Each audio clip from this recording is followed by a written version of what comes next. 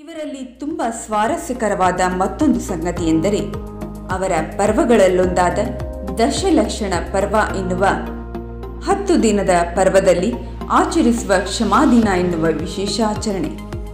ಅಂದು ತಮ್ಮ ಶತ್ರುಗಳನ್ನಾದಿಯಾಗಿ ಪ್ರತಿಯೊಬ್ಬರೊಂದಿಗೆ ತಿಳಿದೋ ತಿಳಿಯದೋ ತಮ್ಮಿಂದಾದ ತಪ್ಪುಗಳಿಗೆ ಕ್ಷಮೆಯಾಚಿಸುತ್ತಾರೆ. ಇದರಿಂದ ಮಾನವೀಯ ಮೌಲ್ಯಗಳಿಗೆ, ಸಂಬಂಧಗಳಿಗೆ ಅವರುಗಳಲ್ಲಿನ ಪ್ರಾಮುಖ್ಯತೆಯ ಅರಿವಾಗುತ್ತದೆ. ಇವತ್ತು ನಾನು ಕ್ಷಮೆ ಅಂದರೆ ಫರ್ಗಿವ್ನೆಸ್ ಬಗ್ಗೆ ಒಂದು ಸಣ್ಣ ಕತೆ ಹೇಳ್ತಾ ಇದ್ದೀನಿ. ಮರುಭೂಮಿಯಲ್ಲಿ ಅಂದರೆ ಡೆಸರ್ಟಲ್ಲಿ ಇಬ್ಬರು ಫ್ರೆಂಡ್ಸು ನಡ್ಕೊಂಡು ಹೋಗ್ತಾ ಇರ್ತಾರೆ. ಅವ್ರ ಹತ್ರ ಒಂದೇ ಒಂದು ವಾಟರ್ ಬಾಟಲ್ ಇರುತ್ತೆ. ಹೋಗ್ತಾ ಹೋಗ್ತಾ ನೀರು ಖಾಲಿ ಆಗಬೇಕಾದ್ರೆ ಇಬ್ಬರು ನೀರಿಗೋಸ್ಕರ ಕಿತ್ತಾಟ ಶುರು ಮಾಡ್ತಾರೆ, ಜಗಳ ಮಾಡೋಕ್ಕೆ ಶುರು ಮಾಡ್ತಾರೆ. ಅದರಲ್ಲಿ ಒಬ್ಬ ಫ್ರೆಂಡು ಇನ್ನೊಬ್ಬ ಫ್ರೆಂಡ್ಗೆ ಚೆನ್ನಾಗಿ ಕಪಾಳಕ್ಕೆ ಬಾರಿಸ್ಬಿಡ್ತಾನೆ. ಸೊ ಆ ಹೊಡೆಸ್ಕೊಂಡಿರೋವಂಥ ಫ್ರೆಂಡು ಇವತ್ತು ನನ್ನ ಫ್ರೆಂಡು ನನಗೆ ಹೊಡೆದ ಅಂತ ಮರಳಲ್ಲಿ ಬರೀತಾನೆ. ಹೋಗ್ತಾ ಹೋಗ್ತಾ ಅವ್ರಿಗೆ ಒಂದು OSS ಸಿಕ್ಕತ್ತೆ, ಅಂದರೆ ನೀರಿರೋವಂಥ ಪ್ರದೇಶ. ಸೊ ಅಲ್ಲಿ ನೀರು ಕುಡಿತಾ ಅವರು ನೀರಲ್ಲಿ ಆಟ ಆಡ್ತಾ ಇರಬೇಕಾದ್ರೆ ಆ ಹೊಡೆಸ್ಕೊಂಡಿದ್ದಂಥ ಫ್ರೆಂಡು ಮುಳುಗಿ ಹೋಗೋಕ್ಕೆ ಶುರು ಆಗ್ತಾನೆ. ಅವನಿಗೆ ಈಜು ಬರ್ತಿರೋದಿಲ್ಲ. ಸೊ ಆ ಟೈಮಲ್ಲಿ ಇನ್ನೊಬ್ಬ ಫ್ರೆಂಡು ಅವನನ್ನು ಸೇವ್ ಮಾಡ್ತಾನೆ, ದಡಕ್ಕೆ ಕರ್ಕೊಂಡು ಬರ್ತಾನೆ. ಆಗ ಅವನು ಸೇವ್ ಆಗಿರುವಂಥ ಫ್ರೆಂಡು ಕಲ್ಲು ಮೇಲೆ ಬರೀತಾನೆ, ಇವತ್ತು ನನ್ನ ಫ್ರೆಂಡು ನನ್ನನ್ನು ಉಳಿಸ್ದ ಅಂತ.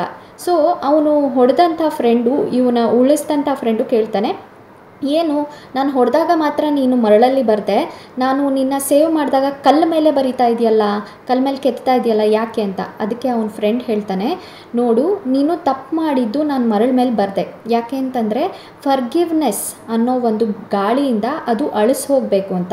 ಆದರೆ ನೀನು ಸೇವ್ ಮಾಡಿದಾಗ ನಾನು ಅದನ್ನು ಕಲ್ಲ ಮೇಲೆ ಕೆತ್ತಿದೆ, ಯಾಕೆ ಅಂತಂದರೆ ಫರ್ಗೆಟ್ಫುಲ್ನೆಸ್ ಅನ್ನೋ ಒಂದು ಗಾಳಿಯಿಂದ ಅದು ಅಳಿಸಿ ಹೋಗಬಾರ್ದು ಅಂತ. So it's very important for all of us to forgive and forget. ಅಂದರೆ ನಾವು ಕ್ಷಮಿಸೋದು ತುಂಬ ಮುಖ್ಯ. ಯಾಕೆಂದರೆ ನಾವು ಯಾರೂ ದೇವರಲ್ಲ, ಬೇರೆಯವ್ರನ್ನ ಜಡ್ಜ್ ಮಾಡೋದಕ್ಕಾಗಲಿ ಅಥವಾ ಅವ್ರಿಗೆ ಶಿಕ್ಷೆ ಕೊಡೋದಕ್ಕಾಗಲಿ. ಅವರು ಮಾಡಿದಂಥ ಕೆಲಸ ಅವರಿಗೆ ಅದು ಅನ್ವಯಿಸುತ್ತೆ, ಮುಂದಕ್ಕೆ ಅವರಿಗೆ ಅದು ಪರಿಣಾಮಕಾರಿಯಾಗಿ ಇರುತ್ತೆ. ಆ್ಯಂಡ್ ಎಲ್ಲರನ್ನೂ ಕ್ಷಮಿಸಿ ಅಂತ ಹೇಳ್ತಾ, ನಾವು ಯಾರೂ ಪರ್ಫೆಕ್ಟ್ ಅಲ್ಲ ಅಂತ ಹೇಳ್ತಾ, ಥ್ಯಾಂಕ್ ಯು ಸೋ ಮಚ್. ಕ್ಷಮಾ ಯಾಚನೆಯಿಂದ ಅನೇಕ ಸಮಸ್ಯೆಗಳು ನಿವಾರಣೆಯಾಗುವುದರಲ್ಲಿ ಸಂದೇಹವಿಲ್ಲ. ದ್ವೇಷವನ್ನು ಬೆಳೆಸುವುದರಿಂದ ಅಂತಿಮವಾಗಿ ಸಿಗುವುದು ಶೂನ್ಯ. ಕ್ಷಮೆ ಎನ್ನುವುದು ಮನುಷ್ಯನನ್ನು ದೇವತಾ ಮನುಷ್ಯನನ್ನಾಗಿಸುತ್ತದೆ.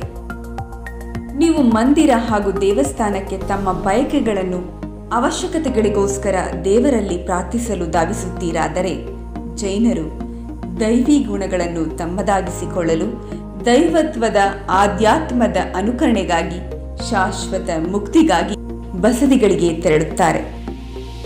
ಯಾವುದೇ ಆರ್ಥಿಕ ಲಾಭಕ್ಕಾಗಿ ಅಲ್ಲ, ಆಧ್ಯಾತ್ಮಿಕ ಲಾಭಕ್ಕಾಗಿ.